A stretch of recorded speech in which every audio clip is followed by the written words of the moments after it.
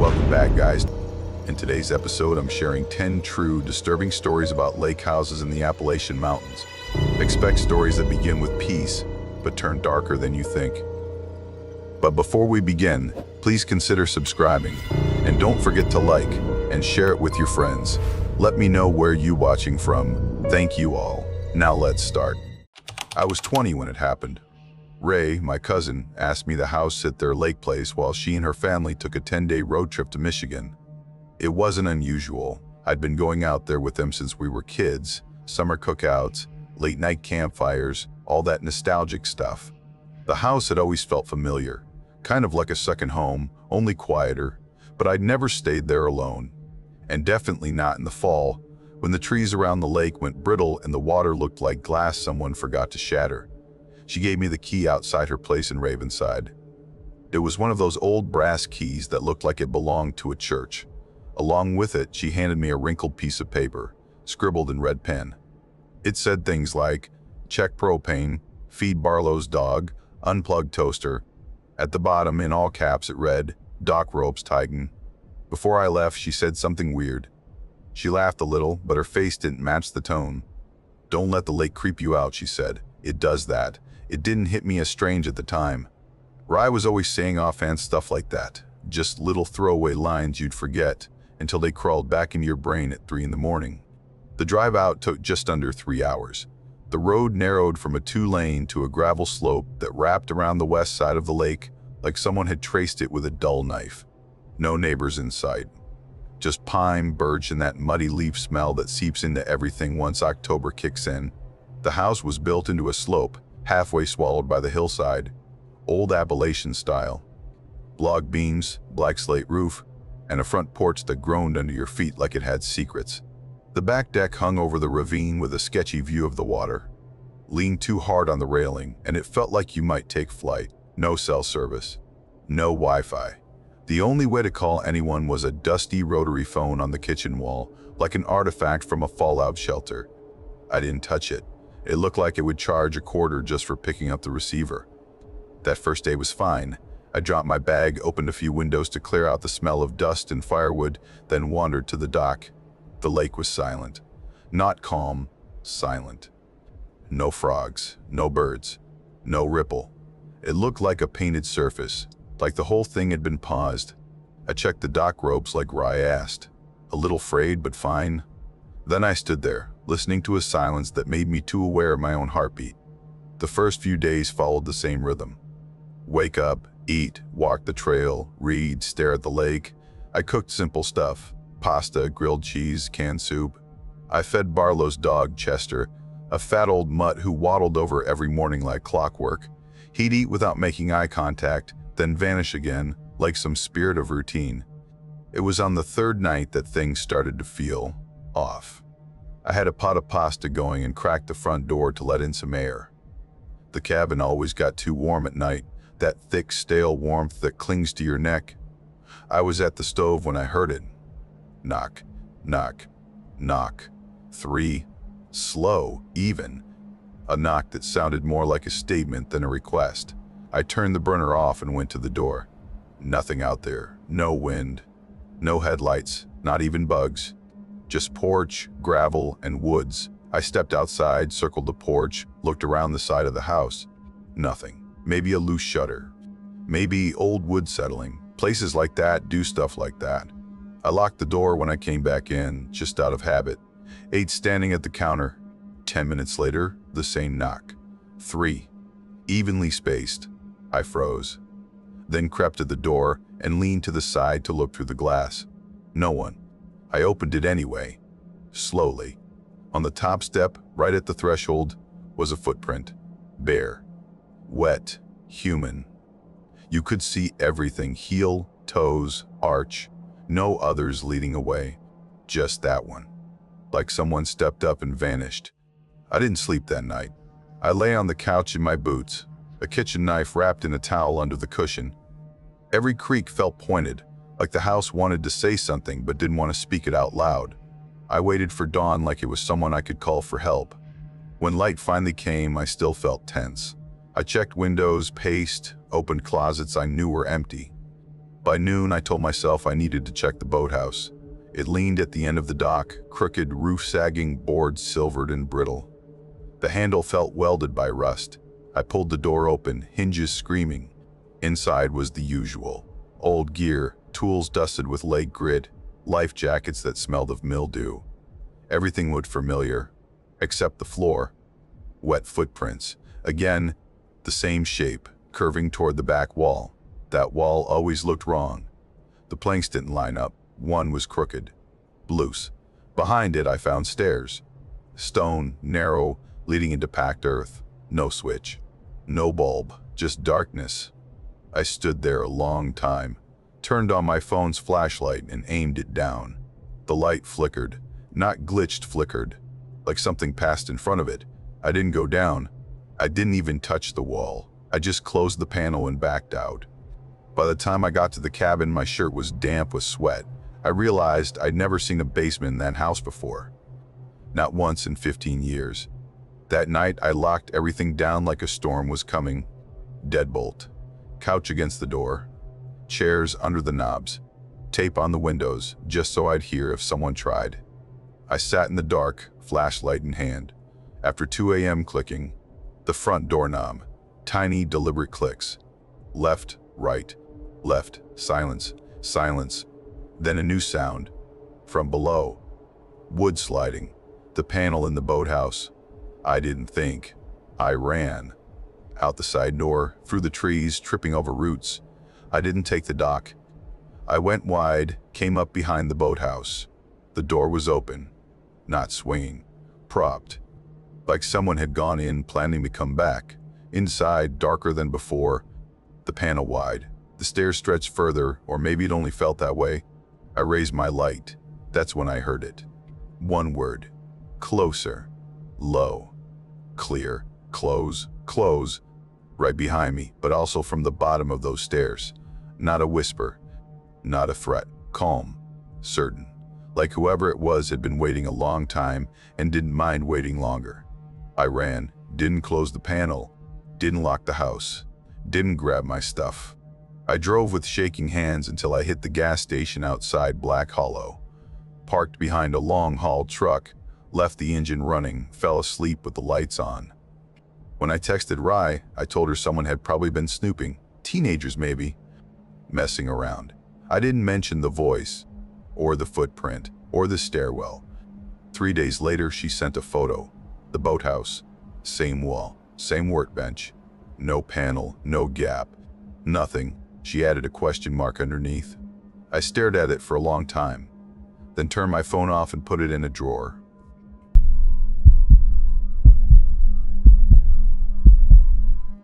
My uncle had given me a key, told me where he kept the spare just in case, and went on about how no one ever bothered with the place anymore. So, naturally, I expected to find it shut tight. Maybe even stuck from disuse.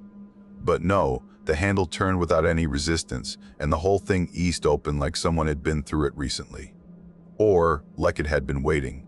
I stood there for a second, halfway in, just listening. Nothing. No wind. No wildlife. No sounds from inside either. Just that quiet kind of stillness that doesn't feel peaceful so much as paused. The lake house was exactly where he said it would be. Tucked deep into a fold of the Appalachians, right up against a narrow, winding cove. It took nearly half an hour down a dirt road that didn't show up on most maps. The kind of place people stop visiting because it's too far from anything convenient and the view just isn't worth the trouble. No cell signal. No nearby neighbors. Just trees, water, and the house. Inside, everything was a little too neat. Not clean, exactly. There was dust on the windowsills, cobwebs in the corners, that kind of thing. But the actual setup, picture perfect. Couch angled toward the empty fireplace. A wooden table with one plate and a fork on the drying rack beside the sink. Nothing else. A stack of newspapers sat slumped in the corner. The top one dated early April, about 4 months old by then. Not ancient, but long enough that someone should have thrown them out if they'd been around recently. The weirdest thing was how still it all felt. The air wasn't musty or cold. It just didn't feel like air that had moved much. No breeze from open windows. No creaking from the wood. Just a quiet that pressed in and held itself. I walked from room to room, bag still in my hand like I was waiting to find someone halfway through vacuuming, but everything was empty. I didn't even find signs of animals getting in. Not a single scat trail. No torn curtain. That's when I started telling myself, maybe the latch just doesn't hold anymore. Old house, mountain humidity, wood shifts and warps, perfectly normal. I picked a room at the end of the hallway. It had the cleanest mattress and the least broken blinds. Tossed my stuff on the bed, left the bag open, clothes spilling out in that I'll unpack later way. Then I passed out for a few hours. I woke up sometime after midnight to the sound of footsteps. Slow, steady. They moved in a deliberate pattern, back and forth, back and forth. Not fast enough to be pacing, not slow enough to be sneaking. Just steady, too steady. I laid there for a while, staring up at the ceiling, heart ticking louder by the second. At first I thought maybe it's an animal on the roof, but the sound was too measured, too human. Eventually I got up, not because I was feeling brave, just because I couldn't lie there doing nothing. I opened the door a crack. The hallway was dark and quiet. No sound now, nothing. I stepped out, patted down a few feet, checked the bathroom, the other bedroom, all empty. Then I came back to my room and saw my bag. It had been zipped shut. I hadn't touched it since I got there. I'd left it flopped open with half a hoodie and some socks spilling out onto the floor. Now it sat upright beside the chair, neatly zipped, like someone had packed it for me. I didn't unpack it again. I just stood there for a while, arms crossed, telling myself maybe I got up and did it without remembering. Maybe I was more tired than I thought. Maybe I was trying really hard not to lose it. The next morning, I decided I needed to clear my head. Just walk, breathe, not think about it too hard. I followed the shoreline for maybe an hour, winding past old tree stumps and driftwood until the water thinned out and disappeared into the trees. It was nice out there, quiet, but the kind of quiet that made sense. Bird calls, the occasional splash of a frog diving in, normal things. When I came back up the path, the house looked exactly the same from the outside. I almost let myself relax. Then I opened the door. Inside, the furniture had all moved. The sofa no longer faced the fireplace. Now it was up against the far wall facing nothing. The dining chairs were neatly lined up in front of the windows, evenly spaced like someone had measured the gaps with a ruler. That plate and fork from yesterday? Gone. Not in the sink. Not on the table. Just gone. I didn't move. I didn't speak. I just stood there, letting the silence sink in again. It felt staged. Not haunted. Not violent. Just weirdly methodical, like someone had been setting up a scene for someone else to walk into, but only halfway through. Like the show was canceled, and they'd left the props behind. That night, I didn't even try the bedroom. I dragged a blanket into the front room and sat with my back to the wall facing the door. I kept the lights off. I wanted to see shadows if they moved. I wanted to hear the floorboards if they creaked. My eyes burned and my body ached from staying still, but I didn't sleep, or at least I didn't mean to. At some point, I must have drifted, because when I blinked awake, the floor was covered in water. It wasn't wet like a spill. It was full-on standing water, maybe 2 inches deep, pooled across the wood, lapping against my ankles. It moved, rippling gently, like something had just stepped through it. But there was no sound, nothing dripping, no rain, no leak. I ran outside barefoot, expecting to see the cove had overflowed, flooded the house. But when I stepped onto the grass, the ground was dry. The lake was calm, absolutely still. When I went back inside, the water was gone. No damp floor, no puddles, just my wet footprints fading behind me. I sat on the porch until sunrise. By morning, I'd made up my mind. I didn't need another night in that place. I'd tell my uncle the roof had collapsed or that the floorboards were too rotten to stay. Anything. I packed my things fast, not bothering to check drawers or double-fold clothes. But when I opened the front door, I stopped cold. There were bare footprints on the porch, not mine, too wide, too long, pressed deep into the wood, like whoever made them had stood there for a long time. They circled the porch in 2 slow loops, then turned toward the lake path. I followed them around the side of the house, heart thudding like it had been rewound and set to fast forward. The prints led toward the water, and then they just stopped. Mid-step. One last footprint, toes pointed forward, heel half lifted. Then nothing. No splash. No smudge. Just gone. I didn't go back inside. I reached through the doorway, grabbed my bag, and kept walking. I didn't close the door. Didn't lock it. Just left it open like I hoped whatever was inside might find its way out. I walked for what felt like forever before I found another cabin, one of those seasonal places that wasn't much more than a fishing shack, but it had a working landline. I called my uncle first, then someone from town. Told them I was done. I waited on that porch, sitting stiff-backed against the siding, watching the tree line without blinking too long. Every now and then I thought I heard a creak behind me, but I didn't check. I just kept my eyes forward. When the car finally came, I didn't ask questions. Didn't make excuses. I got in and didn't look back.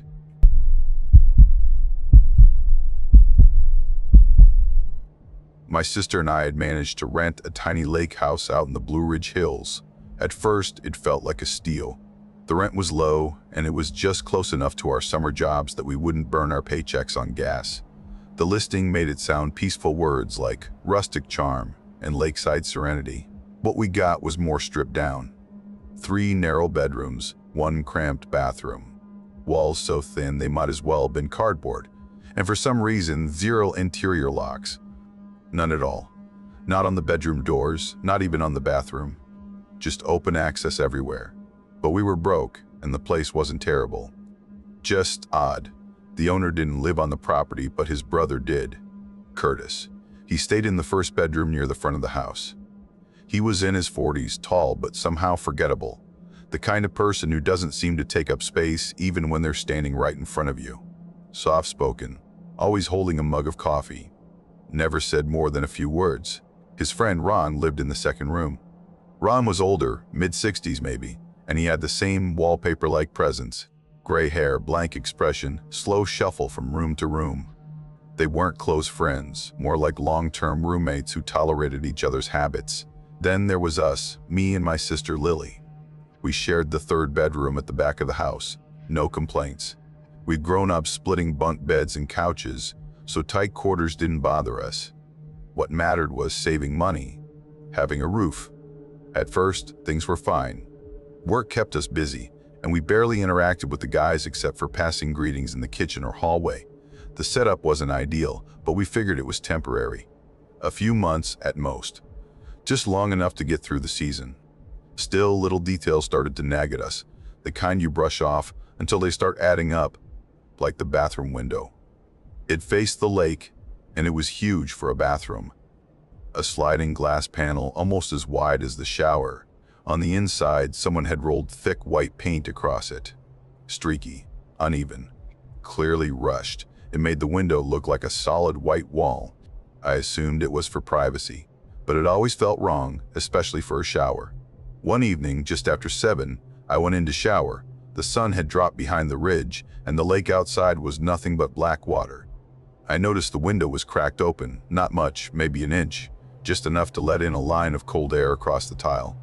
I hesitated, then let it be. The paint was opaque, or so I thought. I showered, dressed, and went into the kitchen to heat leftovers. Curtis walked in with his dog, a basset hound named Ranger. He gave me his usual nod, no words. Same as always. Nothing in his expression seemed strange. And that was the pattern. Quiet, distant coexistence. We lived around each other, not with each other. Months passed like that. Lily juggled classes and work. I picked up shifts. Most nights we got home late, microwaved something, scrolled our phones, then collapsed into bed. The house wasn't a home. It was just a stop between responsibilities.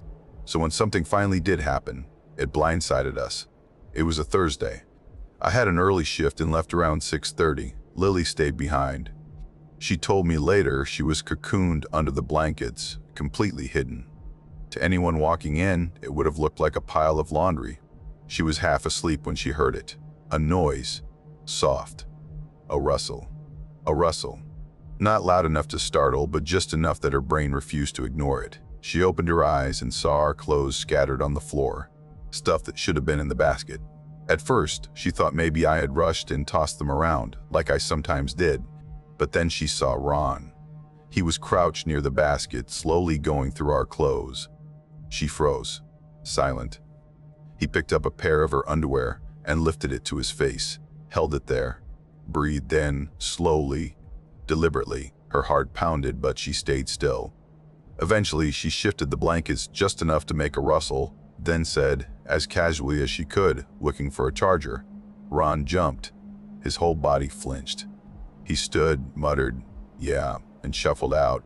As he closed the door, he said, "Don't tell anyone." She didn't move for a long time, just stared at the ceiling, trying to decide what to do.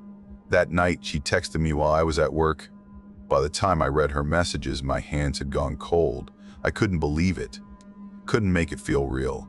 When I got home, she told me again, this time out loud. Her voice was calm, but I could tell she was running on adrenaline. That flat, calm people get when they're holding themselves together. She didn't want another night without speaking up, so she told Curtis. Bladed out, everything. His reaction was strange. No surprise, no disgust. Just a nod and a quiet, "Okay." Then he left the house. He came back an hour later with a bag from the hardware store. That night, he installed a lock on our bedroom door. No comments, no questions, just that. After that, we were done. We gave notice the next morning, packed in silence, and avoided everyone. No eye contact, no conversation. The whole house felt tense, like the walls were listening. On our last night, I remembered the laundry we'd left on the back deck. It was close to midnight. The lake was a black hole, no reflections, no light. I stepped outside to grab the clothes, barefoot on the old planks. That's when I turned and saw the bathroom window. I froze. From the outside, the paint looked different, patchy, thin. It caught the porch light in streaks. From a distance, it seemed solid, but up close, you could see right through, into the shower. Clearly, every outline, every movement. The paint only worked one way, and it hit me all at once. Curtis, always outside at night with his dog, lingering by the railing, pretending to stare at the lake, but he wasn't watching the water. He was watching the bathroom window, watching us. I dropped the clothes and ran inside, locked the door, sat with my back against it, heart hammering. We didn't sleep much. Morning couldn't come fast enough. By sunrise, our bags were packed, the car was loaded, and we left without a word. No goodbyes. No last glance at the lake, the hills, or the house. We drove until the roads felt unfamiliar again, until we were back in the noise and light of a place filled with other people.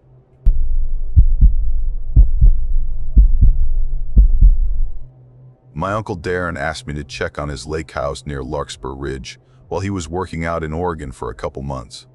He's a field engineer, bouncing around from project to project, and the house had been sitting empty for nearly a year by then.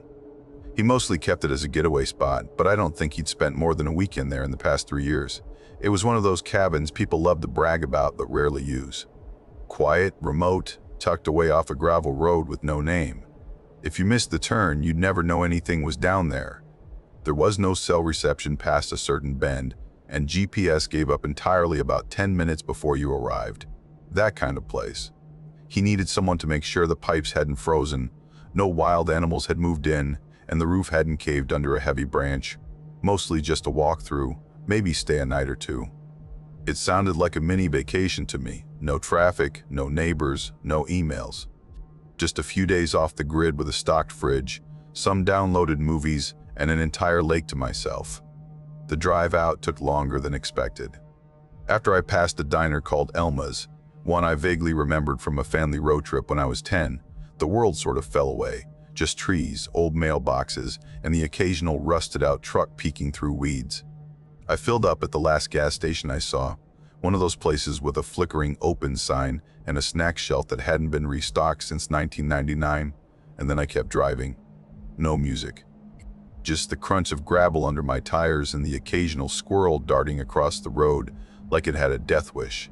When I pulled into the driveway, it all looked like I remembered. The cabin had this postcard kind of charm to it. Nothing fancy, just weathered cedar siding, 2 bedrooms, a wraparound deck, and a dock that stretched into the still, black water like a finger pointing nowhere. Inside was simple but functional. A fireplace, sagging armchairs, an old TV that only played DVDs, and a kitchen with the bare essentials. I dropped my bags, aired the place out, and did a quick walkthrough to make sure everything was still standing. No burst pipes. No raccoons in the pantry. Everything looked fine. I stocked the fridge with frozen meals and cold brew, set my laptop on the kitchen table, and started to settle in. That first night was exactly what I'd hoped for. Peaceful. I made pasta, had a beer out on the deck, and just listened to the night. The lake was completely still, not even a breeze. Just frogs and the occasional splash of a fish surfacing. I slept like a rock. The second night, though, something felt different. I was half asleep, drifting in and out, when I noticed this soft, repetitive tapping sound. Nothing loud, just enough to pull me back to full awareness. At first, I figured it was the rowboat bumping against the dock. My uncle had kept that old wooden boat tied there for as long as I could remember. It wasn't exactly seaworthy, but it floated. Still, the tapping was weirdly rhythmic. Tap, pause, tap. It went on long enough that I got up and slid open the deck door to take a look. The boat wasn't where it should have been. It had drifted out maybe 6 or 7 feet, bobbing gently. The rope stretched taut across the surface. I grabbed a flashlight and made my way down the deck stairs. The dock creaked under my feet. I hauled the boat back in, tied the rope again, tight this time, 3 solid knots, and stood there for a minute, just staring out across the lake. It was quiet. Not peaceful quiet. Just nothing. Like the kind of stillness that makes your ears ring. I told myself the rope must have loosened. Water, weather, gravity, whatever. Things shift, not slip. I went back inside, had another drink, and eventually managed to fall asleep. But the next morning, that explanation didn't hold up so well. I stepped outside with a mug of coffee, still rubbing sleep from my eyes, and froze mid-sip. The boat was drifting out again. Only this time, the rope hadn't come loose. It had been cut, clean through, not frayed, not worn, just a smooth, straight cut, like someone had taken a knife to it. I stood there for a long time, turning that rope over in my hand. My first thought was prank. Maybe some local kids knew the place was usually empty and decided to mess around. But I hadn't seen a single soul since I got there. No vehicles. No bike tracks. Nothing. The cabin was too far out for someone to just wander by. Still, I didn't panic. Not really. I brought the boat back in, tied it with a new length of rope from the shed, and told myself someone probably came by during the day while I was napping or wearing headphones. From then on, I kept the doors locked. That night, I didn't sleep much. Every little sound had me wide-eyed under the covers. Around midnight, I heard footsteps. Outside, on the deck. Slow, steady. One step, then another. Creaking wood, deliberate pacing right outside the bedroom window. I didn't move, didn't breathe. The footsteps went from one end of the deck to the other. Then they stopped. I waited for a knock. A shadow. Anything. Nothing. After what felt like forever, I finally got up. I opened the door and stepped outside. The deck was empty, but the air felt heavier somehow, like something had just been there. Then I noticed the dock stairs, wet, and leading down away from the deck were footprints, bare, human. They ended at the lake, just disappeared into the water. I didn't sleep at all that night. The next day, I stayed inside. Didn't open the curtains. Didn't go out on the deck. I just sat on the couch drinking cold coffee and staring at the door. Every creak in the wood had me gripping the arms of the chair like a cartoon character. Around 11:30 that night, I heard the gate rattle. Not loud, just a subtle, repeated jiggle. The gate that led from the side of the house down to the dock. I stood frozen in the hallway for a minute before inching toward the kitchen window. I angled the blinds just enough to peek through, and there it was. The boat. Back at the dock, tied perfectly, same rope, same knot, like nothing had ever happened, except I hadn't touched it.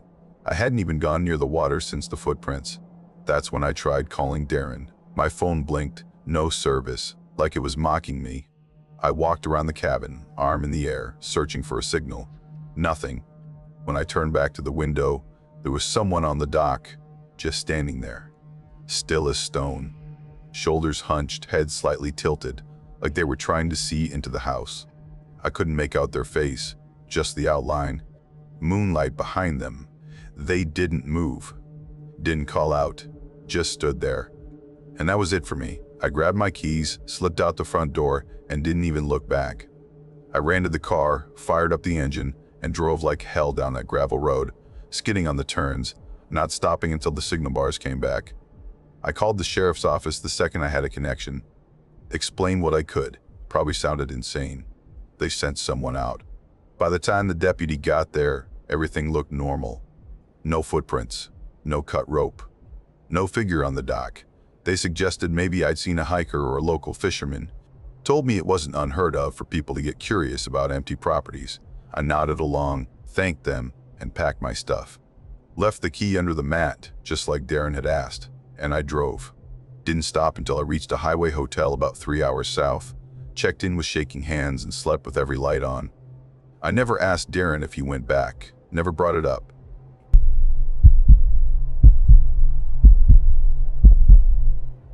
I was 29 when I booked a lake cabin in a remote stretch of the Appalachians. It was kind of a last-minute decision. I'd been behind on freelance work for weeks, barely keeping up with deadlines. My apartment had started to feel like a pressure cooker. Emails, unread messages, half-eaten takeout containers, and the same four walls closing in on me. I needed out. The listing called the place Wren Hollow. It sounded quiet, simple, just a little wood cabin with a view of the lake and minimal amenities, which in the language of vacation rentals meant no Wi-Fi. That was the main appeal, honestly. I figured the isolation would force me to focus. No scrolling, no doom-refreshing news, no distractions, just trees, water, and time. The drive out there took most of the afternoon. My GPS died somewhere between the third and fourth ridge, so I had to rely on memory and a series of vague text instructions from the owner. Turn left at the rusted mailbox. Go past the stone bridge. Ignore the private property sign.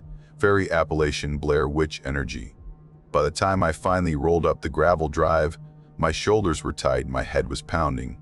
The cabin sat at the end of a narrow lane, just sort of plopped at the edge of the lake, like it had been forgotten. It wasn't much to look at. Low roof, weathered siding, a porch that leaned slightly to the left. The whole thing looked like it would sigh if it could. I sat in the car for a minute before getting out, just listening. No traffic, no voices, no planes overhead. Just quiet. Thick, complete quiet.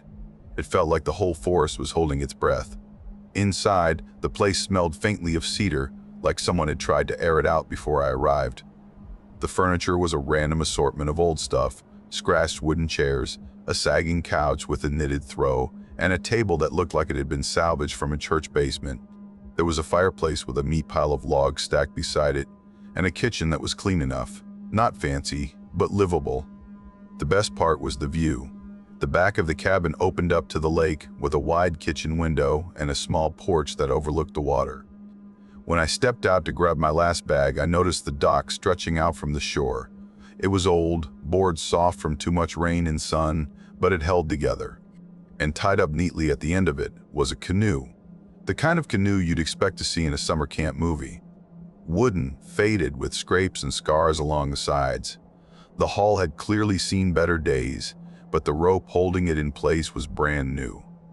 The knots were crisp, the line was bright white, no fraying, no dirt. It looked like someone had tied it up that morning. I didn't know how I'd missed it when I first pulled in. I figured it came with the cabin, maybe a bonus feature the owner forgot to mention. That first evening passed in a blur. I was tired from the drive, so I kept it simple. Threw together a pasta dinner, cracked open a book, and passed out before 10. I remember waking up once in the night, not from a sound exactly, more like a strange awareness. But it passed, and I went back to sleep. The next morning, I sat up at the kitchen table. It felt good to work. No distractions, no notifications buzzing. For the first time in a while, I got into a rhythm, sent off a few drafts, made edits, even outlined something new. By noon, my back was sore, so I stood up, stretched, and stepped onto the porch. That's when I noticed it. The canoe was gone. The dock was bare. The rope was still tied, but dangling loose into the water, like someone had just untied it and let the canoe drift. I stood there blinking, trying to make sense of it. But no, the image of that canoe was etched in my brain. I'd seen it, I remembered the new rope, the old wood, the whole thing. I scanned the lake, but the surface was flat, smooth as glass. Nothing moving. No ripples, no sounds of paddling. I tried to logic it out. Maybe the owner had stopped by and taken it. Maybe a neighbor had access to the dock. There wasn't a fence. There could have been a shared easement along the water. I told myself not to overthink it. Still, it sat heavy in my chest. Later that afternoon, I laced up my boots and took a trail I'd passed on the drive-in. Just needed to move to clear my head. The trail was narrow and overgrown, but it looped through a quiet stretch of woods and back around the lake. I didn't see a single person, not even a deer. By the time I returned, the light was low and gold. I came up the drive, turned the corner toward the cabin, and stopped. The canoe was back, tied in exactly the same spot. Same clean knots. Same rope. Like it had never left. Like it had been waiting. I walked halfway toward the dock, then froze. The air felt heavier than before. Not dangerous, but off. I turned back, went inside, and locked the door without even meaning to. That night, I double-checked the porch light and left the curtains cracked. Sleep was restless. I kept waking at odd hours, heart racing, like my body knew something I didn't. Just before dawn, I gave up and started coffee. The sky was still that strange pre-morning blue. I pulled the curtain aside without thinking. The canoe wasn't in the water. It had been flipped upside down on the dock. Water dripped off it in little streams, pooling on the wood. The rope was wet too, like it had just been pulled in. It looked freshly used, recent, alive almost. I stood there, mug in both hands, stomach hollow. I didn't go outside, didn't touch my laptop. I sat at the table for hours, straining for any sound, but the air stayed still. That night, I left every light on, sat in bed fully dressed, shoes nearby. The feeling of being watched had moved inside, curling in the corners, waiting. Around midnight, it hit me again, that jolt, like I needed to look. I crossed to the window, pulled the curtain back an inch. The canoe was gone, and the rope was moving, trailing into the water, making lazy circles, like someone had let go seconds earlier. The lake beyond was pure black, bottomless. I stared into it, squinting for something, but nothing came. Eventually, I shut the curtain and sat down on the edge of the bed, hands clenched in my lap until sunrise. By the fourth morning, I was unraveling. Couldn't eat, couldn't focus. My hands shook as I tried to zip my suitcase. I packed like I was fleeing a fire. Stuffed shirts in corners, left socks behind, didn't check the fridge. I just wanted out. I had one bag on my shoulder and the other dragging behind me when I stepped onto the porch and froze. The canoe wasn't at the dock. It had been pulled onto the shore, half submerged in mud. It sat at an odd angle, like it had been dragged there in a hurry, and resting neatly on top of it was a flannel shirt. Not mine. It was soaked, sleeves arranged across the chest like someone had placed it there for me. Heavy with water, sagging, but still red and navy. Classic. Almost familiar, but not quite. I didn't touch it. I didn't go near it. I made 2 trips to the car, eyes fixed on the gravel both times. My hands were shaking so badly I dropped my keys. I didn't look up, not even when I shut the trunk. When the car finally started, the crunch of gravel under the tires sounded like bones snapping. I didn't let myself breathe until the trees swallowed the road behind me and the lake was gone. And I never looked back.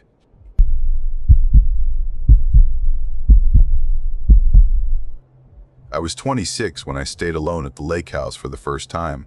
My uncle owned it, a squat wood-paneled cabin that sat low and unbothered right up against the water, somewhere deep in the Appalachian hills. The kind of place that didn't show up on maps unless you really zoomed in.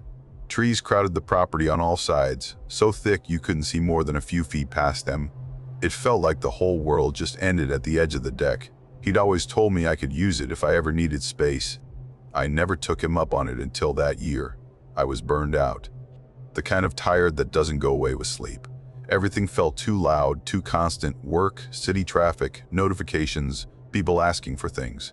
So I took a week off, packed up my dog, and drove until my phone dropped service somewhere around the second dirt road. It felt like slipping out of one world and into another. And at first, it was perfect, better than I imagined. I made something easy for dinner, nothing fancy, just pasta and whatever was in the cooler. I poured a drink, settled into the creaky old porch chair. and listened to the water lapping against the dock. No buzz of traffic, no phones ringing, just quiet, full and heavy, like I could finally hear myself think. I actually said out loud, "This is it," like I'd found the exact version of peace I'd been craving. The next morning, though, that feeling started to crack. I stepped out onto the porch with my coffee, still groggy, and saw this stuff on the boards. At first, I thought it was just sawdust. The porch was old, the beams above it even older, and I figured something had been chewing on the wood overnight. But when I crouched down, it didn't look random. The stuff, light and powdery and pale, was laid out in little lines along the railing, almost measured. Like someone had sprinkled it carefully, making even little piles every foot or so. At the bottom of the steps, something caught the light. I walked down, still barefoot, and stopped. It was a fish spine. Dry, sharp-looking, just one. Not a whole fish. Just the spine, sitting there like it had been placed, not dropped. I stood there a while, staring at it. There's nobody nearby. No kids to prank anyone. The nearest neighbors were across the lake, and you couldn't just stop by without hiking through woods or paddling over. Still, I swept it all away with my foot, told myself maybe raccoons had dragged something up from the shoreline. I didn't want to ruin the trip by getting weird about it. The rest of the day felt normal enough. I spent it reading, messing around with fishing gear, walking the shoreline with the dog. He's a calm dog, doesn't spook easy, and he was his usual self. That helped. If he'd started acting strange right then, I think I would have packed up early. That night, I poured another drink, sat on the porch, and made myself stop thinking about the morning. I watched the water go dark and still, listened to the insects hum just beyond the tree line. Told myself I was being dramatic, probably just animals, maybe even wind, but the next morning, I couldn't rationalize it away. My dog wouldn't leave the front door. He stood stiff as a statue, nose pressed right against the bottom crack, ears pricked. Every so often, he'd pull back, circle around, then go right back to sniffing. His whole body was tense, alert but not barking. That was the weirdest part. He wasn't making a sound, just standing guard, like something was out there, and he was waiting to see if it would come back. I finally opened the door and stopped cold. The porch was a mess. Foil scraps, torn up bread, bits of something brown and mushy smeared all over the boards. It looked like someone had torn apart a bag of trash and flung it around in a frenzy. But it didn't feel random.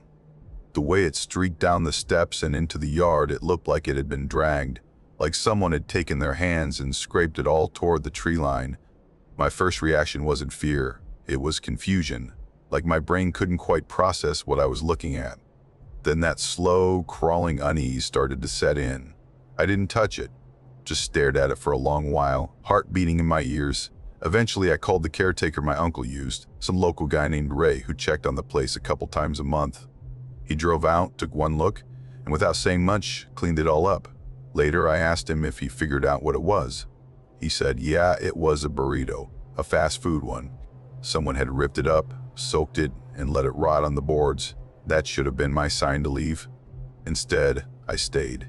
I told myself maybe someone had been camping nearby and dumped trash. That made no real sense, but I clung to it. The idea that someone might be deliberately targeting the house, that was too much to sit with. I pushed it aside, told myself it wasn't about me. Then the neighbors started making it harder to believe that. From the very first night I'd arrived, I'd heard shouting across the lake. Not the occasional argument, but full-blown screaming matches. A man and a woman, voices slicing across the water like it was nothing. One night, it went on for nearly an hour, things breaking. The man yelling in this mocking tone, the woman shrieking back like her voice might snap in half. After the first few times, I started paying attention. It happened roughly every 6 weeks, give or take. A cycle. Always loud, always intense, always followed by this weird calm. The next morning, they'd be outside together, carrying fishing rods, stacking firewood, making small talk with each other like they hadn't just tried to rip each other's throats out. It made my skin crawl. That kind of dissonance, going from violence to casual domesticity overnight, didn't sit right. One day, I saw the woman smoking by the lake and walked over. Just made a comment about how sound travels across water, trying to keep it casual. She looked at me like I'd just spoken a foreign language. told me she hadn't heard anything at all, totally blank. That's when I knew something was off, and it just kept getting worse. One morning after a rare quiet night, I came back from a walk with the dog and saw a box on the porch, just sitting there. A plain cardboard box, soggy, stained dark at the bottom. The smell hit me before I even reached it. Coffee grounds and something sour. Scrawled across the top in thick black marker was my name. No delivery trucks came out this way. No mail service. No one even knew I was staying there except my uncle and Ray. I didn't touch it.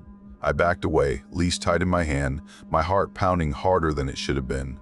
A few days after that, I was inside at the kitchen table, sorting through some paperwork. I heard the doorknob turn. Not gently, not like a breeze catching it. Someone was twisting it hard, the metal slipping and clicking the way it does when someone unfamiliar struggles with it. The dog didn't bark. He just stood, ears tilted, eyes locked on the door like he was waiting. It rattled again. I stayed frozen, barely breathing, every sound around me muffled by the rush of blood in my ears. Then nothing. Silence. I waited a full minute before I got up and checked. No one. Not a soul in sight. The porch empty. Yard still. The trees looked like they hadn't moved in hours. I told my uncle, and he gave me the same answer everyone always does when they don't want to think too hard about something. Probably the caretaker. But Ray never came unannounced. Ever. The last morning was the one that ended it for me. I opened the door and immediately gagged. The smell was overwhelming. Ammonia and rot, something organic and wrong. The mat was buried in cat litter. Used, wet, heavy, full of waste. Not dumped. Placed.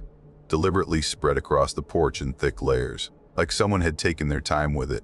Hours earlier, I'd heard the boathouse door slam shut. Hard. Loud enough to wake both dogs, who went ballistic. They barked and scratched at the windows until their throats gave out. I'd figured it was wind or an animal. But the litter? That had been left without waking them. Whatever slammed that door wasn't what left the mess. That afternoon, I called Ray again, but this time I pressed him. He admitted he'd seen things too. A while back, he showed up and found wet toilet paper plastered to the entryway. Stuck to the siding, balled against the windows, mashed into the door frame. Another time, he found a sandwich, just sitting neatly on the step, unwrapped, waiting. He also told me more about the guy across the lake, said he'd gotten into it with other folks over the years. The sheriff had come out a few times, but nothing ever stuck. Nothing serious enough to arrest. Just enough to make people uncomfortable. That's when I realized I hadn't seen the woman in months. Just the man now, thin, wiry, always pedaling slowly up and down the gravel road, on a rusted-out old bike, hunched forward like the weight of something heavy sat on his back. My uncle wondered if maybe the dogs had set him off, their barking echoing across the lake. But the dogs never barked at him. When he was close, they just stared at me, quiet, watchful, like they knew something I didn't. That was enough. I packed up the dogs, locked the door behind me, and drove without stopping until the lake was nothing but a memory in the rearview mirror.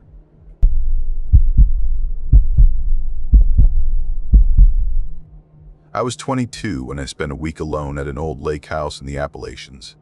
It belonged to my cousin Elijah, one of those relatives you only ever saw at funerals or maybe a distant wedding. Even then, he'd usually be off in the corner making small talk with someone's third aunt. We weren't close. I think we'd spoken maybe twice in my entire life. At some family cookout where I was mostly waiting for the potato salad to run out, he mentioned this property he owned. Said it barely got used. "You ever need to get away? It's all yours," he told me, almost like a joke. Then he pulled a big brass key out of his jacket and dropped it into my hand. Heavy. Cold. It felt like it should come with a warning. I asked if he wanted it back after I used it, but he just waved me off. "Hold on to it. It's not going anywhere." A week later, I took him up on it. No real plan, just a need to breathe somewhere that didn't smell like stale takeout and damp carpet. I packed a bag, tossed it in my Civic, and drove into the mountains with zero expectations and one Spotify playlist on repeat. The drive was beautiful, but in that lonely kind of way. Winding roads through thick trees, fog hanging low over the hills like the sky hadn't decided to wake up. GPS dropped out halfway there, but Elijah had given me a printed map, like it was still 1999. It led me right to the place. The house sat at the edge of a glassy lake, tucked into a clearing with a gravel drive. 2 stories, dark wood siding, perched on narrow stilts that looked like they could tip over if the wind got pushy. The deck stretched straight out over the water, so close the reflection looked like a mirror painting. I stood there for a long minute, just staring. No neighbors, no noise, no signal bars. It was perfect. The first few days were everything I needed. I read cheap paperbacks and let them fall on my chest when I drifted off in the sun. I paddled the canoe in lazy circles until my arms ached. I cooked simple meals, drank too much instant coffee, and didn't speak out loud for almost 2 days. I think I smiled more that week than I had in months. Then the weird stuff started. On the 3rd morning, I stepped onto the dock with a mug of lukewarm coffee and saw them. Wet footprints. Bare, wide, leading from the water up toward the porch. I froze. They weren't mine. I'd been wearing sandals. These were different, broad and flat, with long toes that spread too far apart. It looked like someone had crawled up from the lake with feet not made for shoes. The prints were glossy, fresh, still wet. I tried to laugh it off. Maybe a fisherman wandered through? But who hikes all the way out here, wades up onto someone's dock, and leaves nothing else behind? I wiped the boards clean and shoved the thought aside. The next morning, they were back. Same prints, same spot, shining in the early light, like they were waiting for me. And they came back every morning after that. I started waking up earlier just to check. Sometimes they were already there before sunrise. Always starting at the lake, always ending at the bottom stair. Like someone came partway up, then changed their mind. By night 4, I couldn't shake it. Every sound outside made me sit up in bed. Branches shifting, a thump on the deck. Once, I swore I heard the canoe creaking against the rope, but when I looked, it hadn't moved. That same night, something inside the house shifted. I knew the layout by then.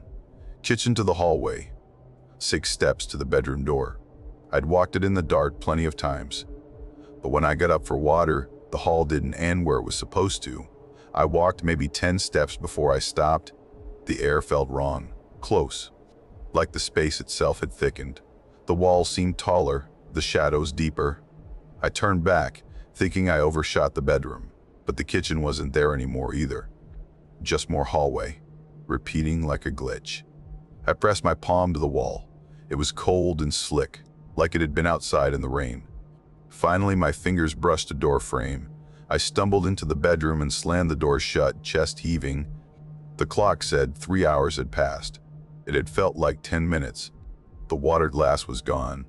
After that, I kept my phone flashlight on, even for short walks inside. I didn't trust the house when it got dark. On the 5th day, the footprints changed.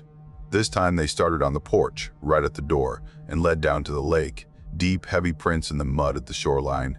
Short, tight pacing, like someone had been waiting. The water didn't disturb them. No ripples, no smears, just sharp, wet tracks that lingered. I crouched closer, and the hair on my arm stood up. The prints looked like they wanted to be seen. That night, I barely slept. Around 2 in the morning, I heard it, soft splashing, slow footsteps waiting beneath my window. Not wind, not animals, just wet, steady movement. I stayed still, holding my breath. My fingers hovered at the curtain, but I couldn't make myself look. In the morning, I called Elijah and told him everything. He laughed. "Yeah, that place does weird things," he said, like I'd complained about a noisy fridge. I waited for him to say more. He didn't. "Probably fine," he added, then hung up. That did not make me feel better. Day 6, the prints reached the welcome mat, soaked through, dripping onto the deck. The wood underneath was spongy and dark, even though the sky had been clear for days. I bolted the door and shoved a heavy chair against it. It felt theatrical, but I didn't care. Something was watching, waiting. By sunset, the house started shaking. Not creaks, shuddering. Something slammed into the stilts under the floor. Bang. Then again, and again, and again. I ran to the back window. The canoe was still tied. Nothing was loose. The thudding grew louder, more violent, like something was trying to punch its way through the floor. My books tumbled. The chair tipped and crashed as if shoved. I didn't stick around. I grabbed my keys, flung the back door open, and ran barefoot to the car. I didn't stop for my bag or charger or anything. Just started the engine and tore down the mountain road.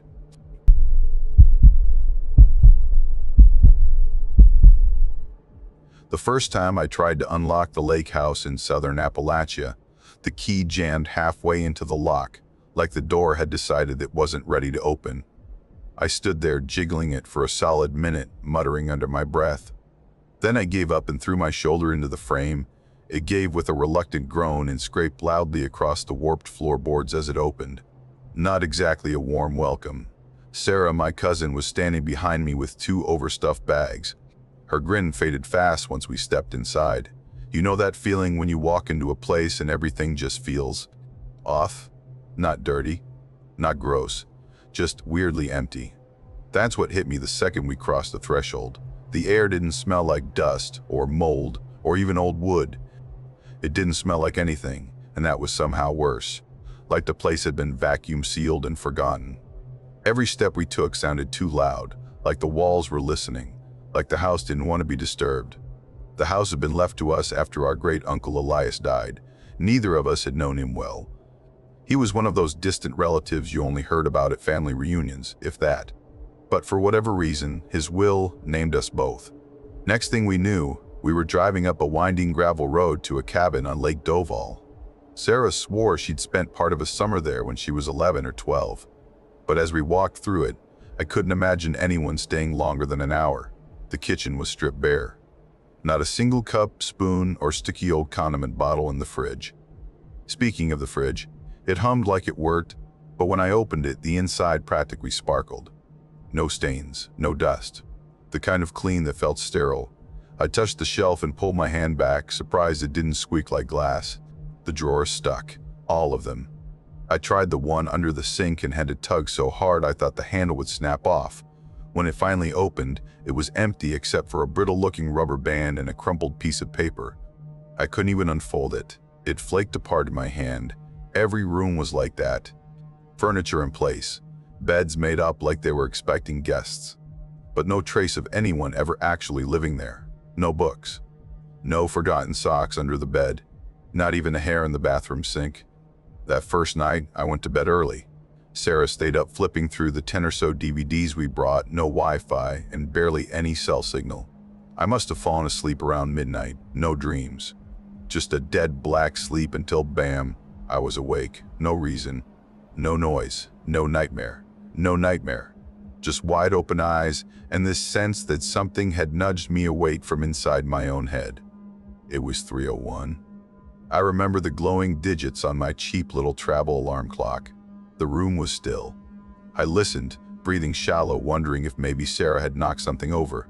Then I heard water. Not rain, not waves. Lake Doval's barely more than a large pond. This was soft, smooth, gentle but deliberate. A ripple maybe, but not random. It moved in a perfect circle around the house. I couldn't see it right away from the bedroom window, so I stepped onto the porch in my socks and stood there, arms crossed tight against the cold. I watched the ripple trace its way across the lake's surface, slow and steady, like someone dragging a stick just under the water, around the whole shoreline, hugging the edge, looping the property. And then, as soon as it completed the circle, it disappeared. Not faded, not blended into the water, just gone. The next morning, Sarah looked half asleep and annoyed, shuffling around for coffee filters. She gave up and dumped grounds straight into the pot, filled it with water, turned it on. It hissed and gurgled like normal. She walked off to brush her teeth. When she came back, she froze. Called my name, low and urgent. When I got there, she was holding the coffee pot like it might explode. It was hot, the machine had run, but there was nothing inside. Not a drop, not even steam. The warming plate wasn't stained or wet, just dry and clean, like it had never been used. Sarah's eyebrows pulled tight. It was full, she said, low and sharp, like I'd somehow dumped it out. I just stared. She set the pot down hard and walked away without another word. Later that afternoon, she went to shower. I sat on the porch swing with a book. When she came back out, wrapped in a towel, hair dripping, she looked unsettled. "Why'd you open the bedroom doors?" she asked. I blinked. I didn't. They were shut when I went in. They were shut when I went out. She didn't answer, just stood there a moment, then turned and walked down the hallway. We didn't bring it up again. On the second day, more things. The dock, which had been a decent distance from the house, looked closer when we opened the door. I stepped it off 5 paces. Yesterday it had been at least 20. The ground between was soggy, waterlogged, like it had rained hard. But it hadn't.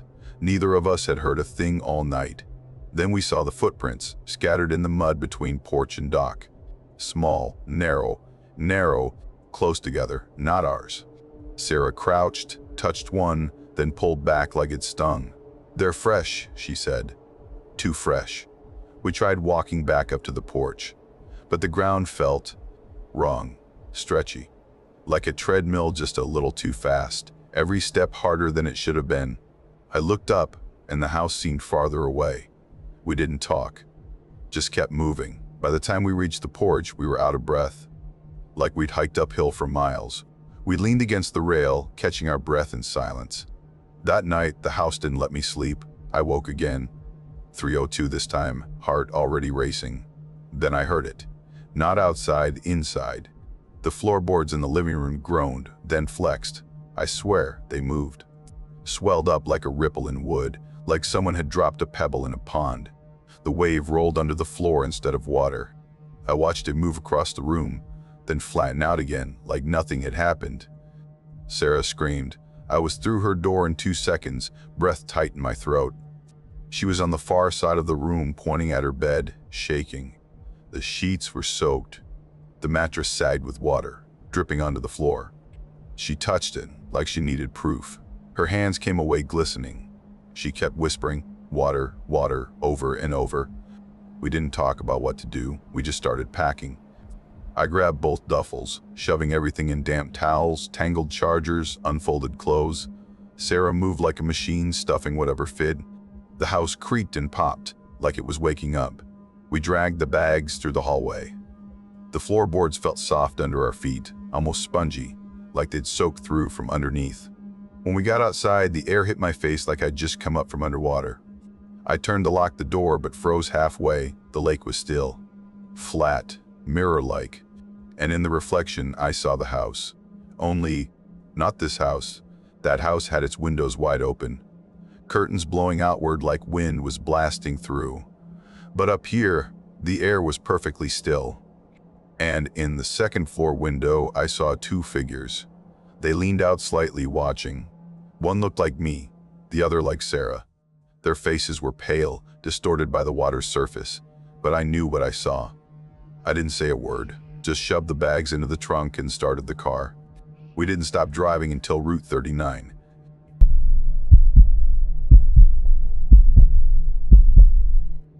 My Aunt Jess had just inherited a lake house from some distant cousin none of us had ever met, somewhere near Carver Ridge, West Virginia. She took one look at the photos the lawyer sent and said, "Absolutely not."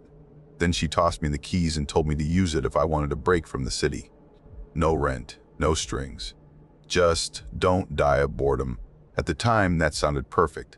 I had just wrapped up my second year of college, and everything in my brain felt like it had been run through a blender.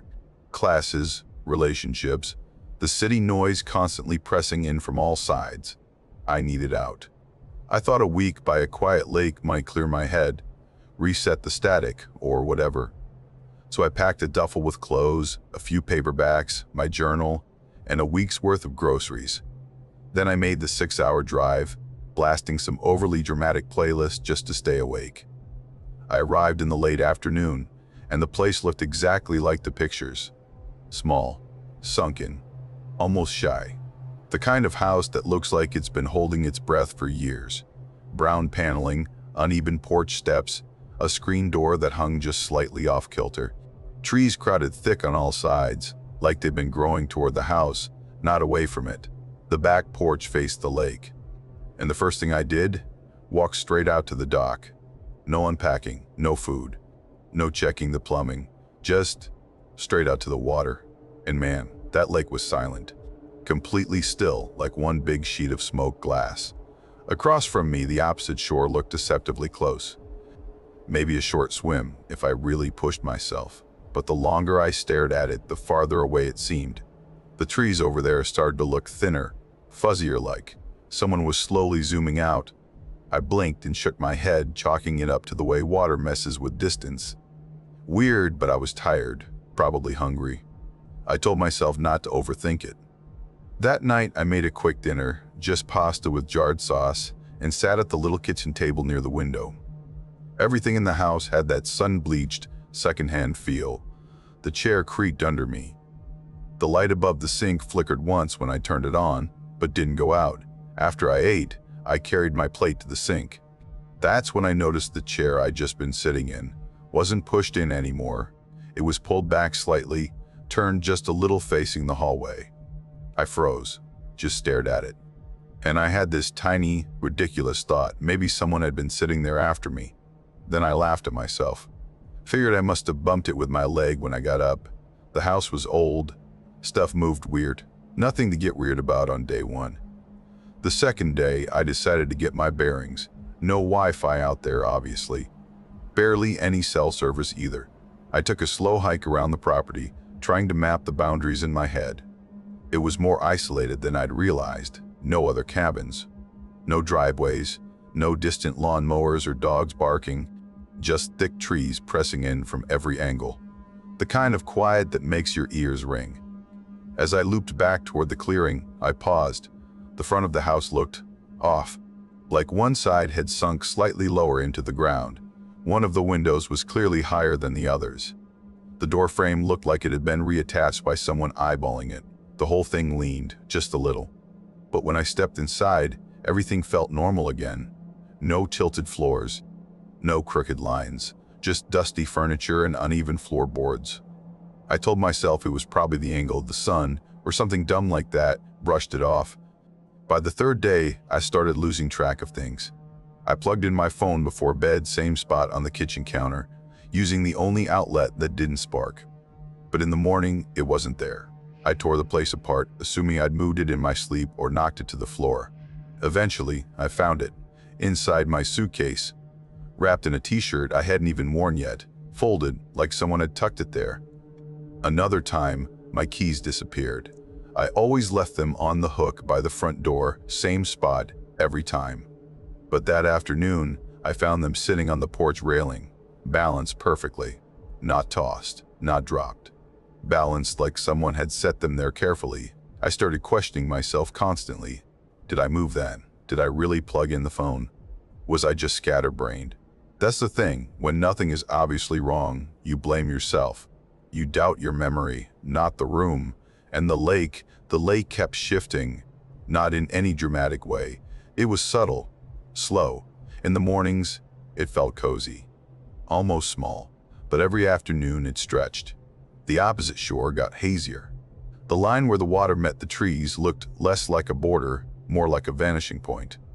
I stood on the dock more than once, just staring, trying to tell if the world was stretching out or if I was shrinking in. That night, I was curled up on the couch with a book when I heard this low, rhythmic thumping. Not a knock, more like something being dropped again and again, steady, heavy. I paused, listened. It wasn't upstairs, wasn't at the door. It was under me, under the floor. I got down on my knees and pressed my ear to the wood. The vibration went through my jaw. That's how deep it was.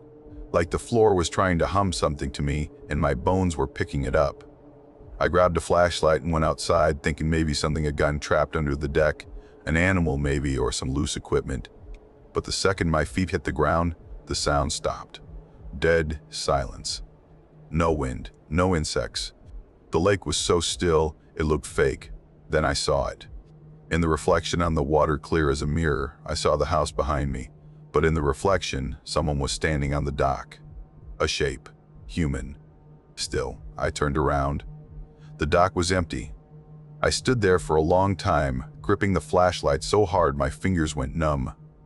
I didn't go back out that night. The next morning, I found every lamp in the house switched off. I'd left them on. All of them. Didn't even try to hide it. I was scared. But now, every switch was clicked down. The bulbs were cool to the touch. I tried to laugh it off, said out loud, "All right, very funny."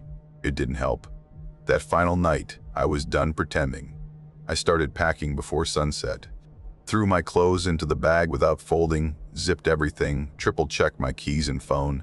I planned to leave before dawn just as soon as there was enough visibility to make it down those narrow roads. Around 9, while I was finishing up, this smell hit me. Rotten, thick, like spoiled meat left to bake in the sun. It hit the back of my throat like acid.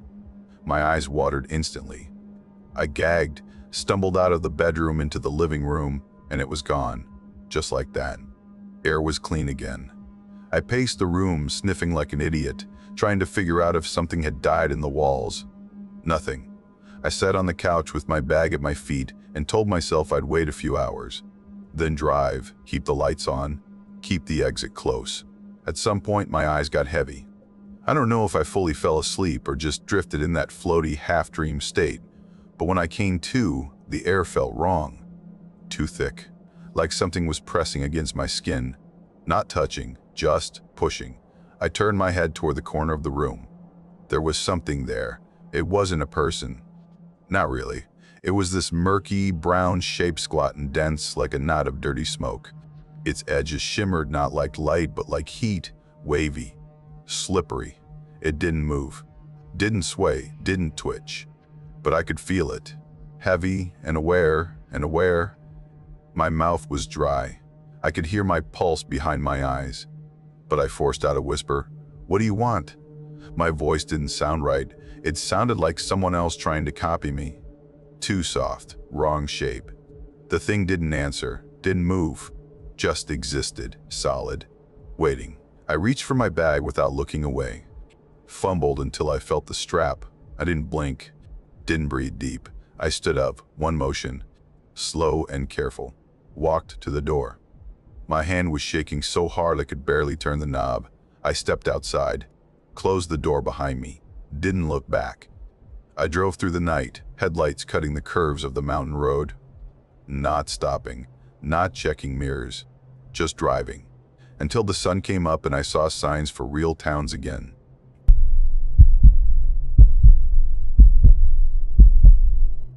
The lake house had been in my family forever, or at least, it felt like forever. My grandfather built it sometime back in the 50s, carved it out of cedar with his own hands. 2 full stories. Rough wood siding, gone soft and gray over the decades. A porch that leaned a little more each year. And a narrow dock that pointed straight out into the lake, like it was trying to escape everything behind it. It sat way out in the hills near a place called Dovemont. Not much of a town, honestly. Just a diner, a gas station with a single pump, and a few scattered houses that never looked occupied. You wouldn't even know the lake was there unless you were looking for it. No signs. No maps. You had to follow this winding gravel road, climbing through thickets of pine and oak. Barely wide enough for one car. Cell service gave out before the last turn. After that, it was just you and the trees. I went up alone, late October, told myself it was to take a break, decompress a little, maybe finish a couple of short essays I'd been putting off. But really, I just needed to be somewhere quiet for a while. No news, no texts, no polite small talk, just stillness, and I got it. At first. That first morning I woke up to the sound of nothing. No cars, no voices. Just the kind of silence that makes your ears ring a little. I made coffee the old way. Boiled the water. Poured it through the filter. No machine to press. I took my mug out to the porch and sat in the old rocker, creaking with every breath of movement. The lake was like glass, not a ripple. It didn't even look like water, more like a dark pane of mirror that swallowed the sky. I set the mug down on the railing just for a second, ran inside to grab my sweater. The air had a bite to it that hadn't been there when I first stepped out. I was gone 10 seconds max. When I came back, the mug was gone. I blinked, checked the porch floor, checked the steps. Nothing. The railing wasn't wet. No coffee stains. It was like it had never been there. For a second, I thought maybe I'd already carried it back in with me somehow, like my brain had just skipped. But there was nothing on the counter. I even looked in the sink. Empty. I figured I must have knocked it off somehow and not noticed. Maybe it bounced into the grass or rolled under the porch. I searched for a while. Didn't find anything. Eventually, I gave up and made another cup. It bugged me a little, but not enough to ruin the day. Later that afternoon, I headed down to the dock. It had been a few years since I'd been up there. I wanted to see if the rowboat was still seaworthy. There was this old wooden bench built into it. I figured I'd just sit there a bit and let the quiet soak in. That's when I saw it. My mug. Sitting on the bench inside the rowboat, not knocked over, not stained. Sitting perfectly upright, like someone had just set it there. I stood on the dock, not moving, just staring at it. My first thought wasn't even fear. It was confusion, mixed with a little irritation. I knew I hadn't brought it down there. I didn't even have shoes on that morning. There's no way I carried a full mug of coffee, barefoot, down a hill without noticing. Still, I told myself maybe I did. Maybe I spaced out more than I thought. A little memory glitch. Everyone gets them. I picked it up and brought it back to the house. Didn't even rinse it out. Just left it on the kitchen table and went to bed early. The second day, I went fishing. Same routine. Cup of coffee, book under my arm, tackle box. I went down to the dock around mid-morning, ready to let the day drift by. Except, something felt weird. It was subtle at first. Just a feeling. The dock looked longer. The house seemed farther behind me than I remembered. But when I turned around and counted the boards beneath my feet, it was the same. 8 boards. Weathered. Nailed down in the same crooked line they'd always been. I shrugged it off. Maybe the lake level dropped. Maybe perspective was playing tricks. I cast my line and tried to settle in. But the feeling didn't go away. It got stronger. The space around me felt stretched, like there was more distance than there should have been. I stood up, walked back to the shore. Counted again. 12 boards. No way. I did it again. Slower this time, trying to stay calm. 16. And the water, it didn't reflect anything anymore. Not the trees, not the sky, not even me. Just this thick black surface that swallowed light. I leaned out a bit just to get a better look, and felt this tight, irrational panic grip the base of my spine. Like I'd almost stepped off a cliff. I went back inside. Didn't go near the dock again that day. On the third morning, I tried something different. Pulled out the old family map, the one that marked the shoreline trails and springs. There was supposed to be a natural spring about a quarter mile around the bend. I figured it'd be a good way to reorient myself. Get moving, fresh air, reset the weirdness. I followed the path along the edge of the lake. The ground was soft, muddy in places. I noticed my own footprints behind me, pressed deep in the wet soil. I kept walking and walking. The same dead birch tree showed up 3 times. Same exact tree, same cluster of fungi near its roots. Then I saw the dock ahead of me again. Not another dock. The dock. I stopped cold. My footprints had looped back, perfect little U-turn in the mud. I'd been walking in circles without realizing it. I didn't even think. Just turned around and went straight back to the house, heart hammering the whole way. I didn't try to explain it, didn't tell myself it was nothing. I just didn't want to deal with it anymore. That night, I stayed on the porch too long. Maybe part of me still wanted to believe it was just a weird coincidence. I watched the sun dip behind the trees. The lake darkened, until it looked like it wasn't there at all. Just a hole in the earth. That's when I saw the light. Faint. Across the water, yellowish, flickering at first. It looked like a lantern, like someone walking with it through the woods on the far bank. I leaned forward in my chair, tried to see if it was a hiker, maybe a late camper, but the longer I watched, the more wrong it felt. It didn't sway, didn't bounce, it just stayed there, perfectly still, suspended between 2 trees like it was hovering. It wasn't a light, not really. It was just watching. I stared at it for what must have been an hour, couldn't make myself go inside, couldn't look away. I sat there until the cold finally got to me.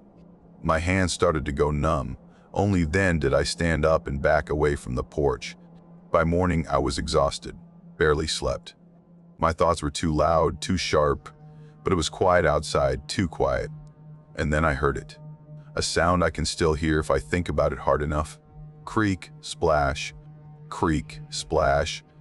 Rhythmic, measured, oars in water. I ran outside and looked at the lake. The rowboat was moving, out near the center, gliding smoothly. the oars dipping in and out in perfect sync. But no one was in it. It moved like someone was rowing, but there was no one there. Not a shadow, not a shape, just the boat, the sound, and the black, mirror-flat water beneath it. Then the oars stopped, mid-stroke, hung in the air for a second, then slowly folded in against the sides, like someone had just finished up and was ready to dock. Except it just floated there, empty. I went inside, grabbed my bag, threw everything into it, didn't fold a single thing, didn't care if I had my toothbrush. My only goal was getting out before the sun dropped again. I got in the car, turned the key, click, nothing. Tried again, click. Again, harder, click. My hands were shaking, eyes stung. I looked up at the house, and there it was. The mug, the same one from that first morning, sitting on the hood of the car, centered, upright, clean. I didn't try again. I grabbed my bag, slammed the door shut, and walked. 2 miles of rough gravel road, through hills and pine. No flashlight, just adrenaline and stubborn fear. Eventually, I found a bar of signal near an overlook, called the tow service. Guy came up from Winton. Friendly. Asked if I wanted to ride back with him. I said yes. He tried the ignition before he hauled the car. It started on the first try. He asked if I still wanted it towed. I said no. He offered to wait while I grabbed anything from the house. I told him I was good.